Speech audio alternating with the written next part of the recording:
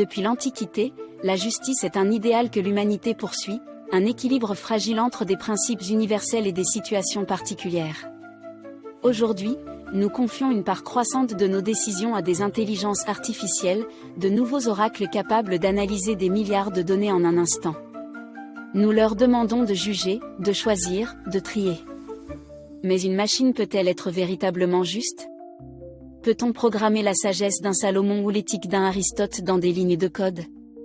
Cette question fondamentale ne concerne pas seulement la technologie, elle nous renvoie à notre propre conception du bien et du mal. En créant ces juges de silicium, nous sommes contraints de définir ce que signifie être moral, nous plongeant au cœur d'un dilemme ancien, désormais renouvelé par la technologie. Le dilemme se cristallise autour de la notion de responsabilité.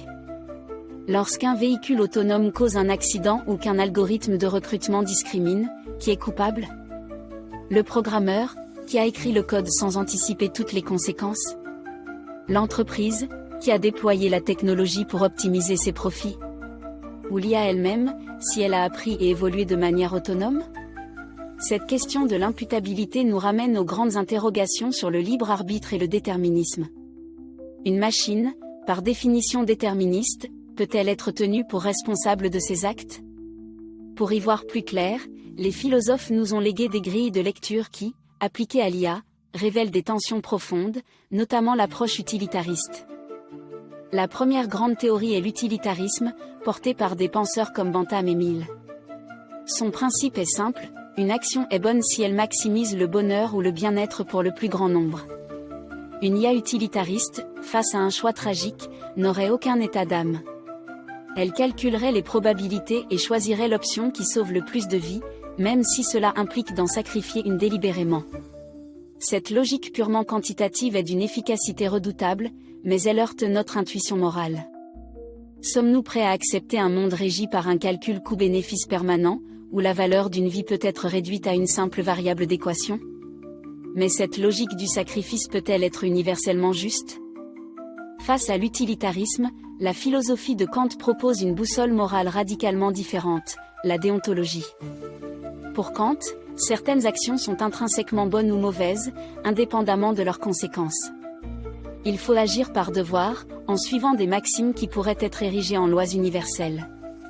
Une IA kantienne refuserait de sacrifier une personne, même pour en sauver 5, car l'acte de tuer serait une violation d'un principe absolu. Cette approche offre des garde-fous robustes contre la déshumanisation du calcul.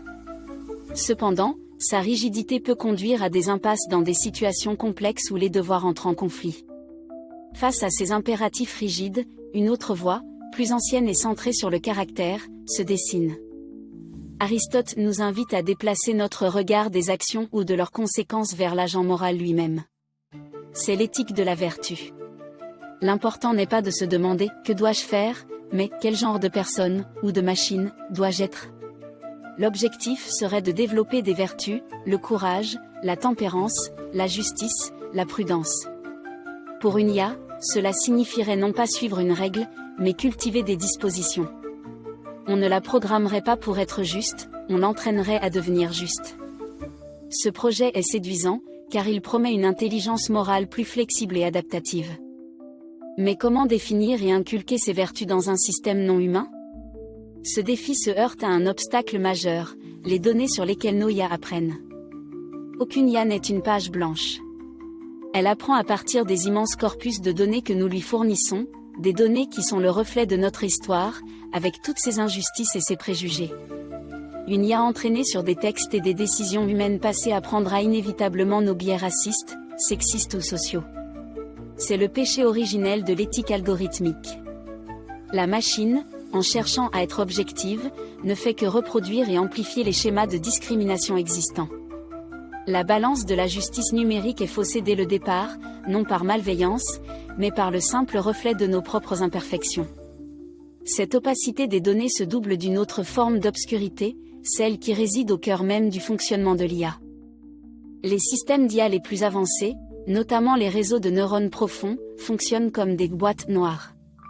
Ils peuvent arriver à une conclusion extraordinairement précise, mais le cheminement logique pour y parvenir est souvent impénétrable, même pour leurs créateurs. Nous avons la réponse, mais pas l'explication.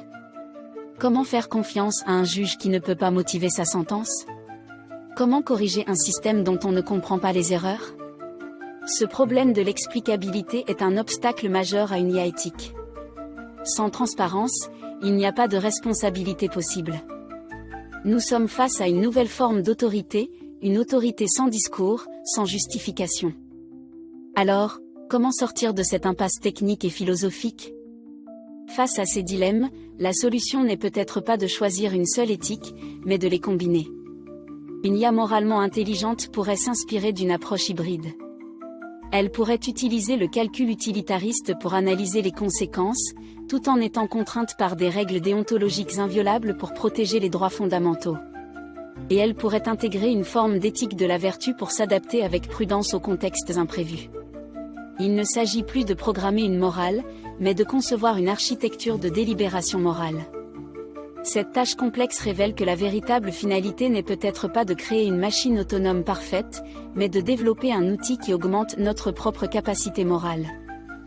La quête d'une IA éthique nous ramène inévitablement à nous-mêmes. Plutôt que de déléguer entièrement notre pouvoir de décision, la voie la plus sage est celle de la collaboration. L'IA ne serait pas un juge suprême, mais un assistant moral, un partenaire de délibération capable de nous présenter les conséquences, les principes en jeu et les biais potentiels de nos propres raisonnements. C'est le principe de l'humain dans la boucle, où la décision finale reste entre nos mains. La machine éclaire le chemin, mais c'est à l'homme de choisir la direction. Cette symbiose redéfinit la responsabilité, elle devient partagée, un dialogue constant entre l'intelligence humaine et l'intelligence artificielle. Une conversation qui ne fait que commencer. Finalement, la construction d'une IA éthique est moins un problème technique qu'un profond exercice philosophique. Chaque ligne de code que nous écrivons, chaque donnée que nous utilisons, est une affirmation sur ce que nous valorisons. En cherchant à donner une morale à la machine, nous sommes obligés de clarifier la nôtre. L'intelligence artificielle devient alors un miroir, reflétant nos propres forces, nos faiblesses et nos aspirations les plus profondes. Les dilemmes du futur ne sont pas dans la machine, mais en nous. La question n'est pas de savoir si les machines peuvent penser ou devenir morales, mais si nous, leurs créateurs, saurons faire preuve de la sagesse nécessaire pour guider leur évolution vers un avenir qui soit véritablement humain.